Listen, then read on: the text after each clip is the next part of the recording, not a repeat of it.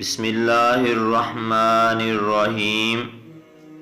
جب کوئی انسان اپنی خواہشوں اور آرزوؤں کو خوشیوں سے جوڑ کر اپنے خالق کو بڑی امید سے پکارتا ہے اور اپنے دل کا ہر دروازہ، ہر دکھ اللہ تعالیٰ کے سامنے بڑے اعتماد سے بیان کرتا ہے، تو بعض اوقات دل اس کا بہت پریشان ہو جاتا ہے کہ خالق کائنات اس کی یہ دعا قبول کرے گا یا نہیں۔ تو یاد رکھیں کہ خالق کائنات تمہاری دعاؤں پر راضی ہونے لگتا ہے تو کچھ ایسی خاص نشانیاں بھی ظاہر ہونے لگتی ہیں۔ جب انسان اپنے برے اعمال کو بدلنے کے لیے بے قرار ہو جائے تو یہ اس بات کی طرف ایک بڑی نشانی ہے کہ اللہ نے اسے پسند فرما لیا۔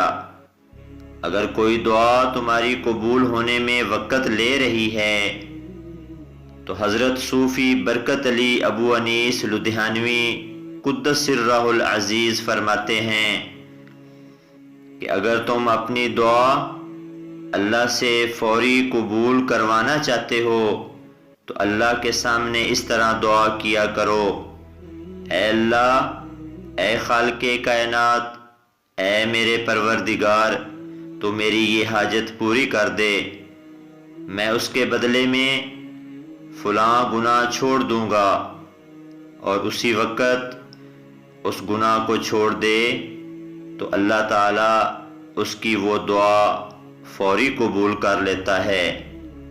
اگر تم کسی دعا کی قبولیت کا شدت سے انتظار کر رہے ہو تو جان لو نبی کریم صلی اللہ علیہ وآلہ وسلم نے فرمایا کہ تمہارا رب بہت حیا والا ہے، اس کو حیا آتی ہے کہ جب کوئی اس کا بندہ اس دعا کے لیے اپنے ہاتھ اٹھائے اور وہ اسے خالی ہاتھ لٹا دے، جان لو کہ تمہارا رب بہت حیا والا ہے، اور میرا رب کسی کو خالی ہاتھ نہیں لوٹاتا۔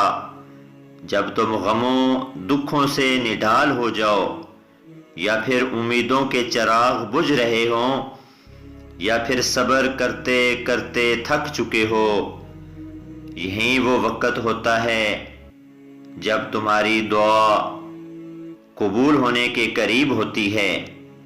سنو، تمہیں مشکل کے بعد آسانی مبارک ہو، وہی جس کا ذکر قرآن پاک میں ہے۔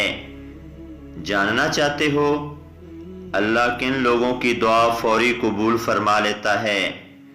وہ لوگ جو کثرت سے اللہ کو یاد کرتے ہیں اور اللہ کے سامنے عاجزی اور انکساری کے ساتھ جھکے رہتے ہیں، اور نبی کریم صلی اللہ علیہ وآلہ وسلم پر درود و سلام پڑھتے ہو۔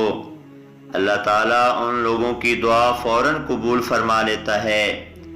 جب تمہیں زندگی میں کوئی تکلیف پہنچے اور تم اسی وقت رو کر اللہ سے دعا مانگو تو وہ دعا اللہ سے فوری قبولیت کا شرف حاصل کر لیتی ہے۔ سنو، اگر زندگی میں دکھ پریشانیاں حد سے بڑھ جائیں اور تمہاری دعائیں بھی قبول نہ ہوں، مدینے کے تاجدار حضرت محمد صلی اللہ علیہ وآلہ وسلم نے فرمایا، جو شخص فرض نماز کے بعد اللہ سے گڑ گڑا کر دعا مانگتا ہے تو اللہ اس کی دعا فوری قبول فرماتا ہے۔ اگر تمہارا دل بار بار اللہ سے ایک ہی دعا کی التجا کر رہا ہو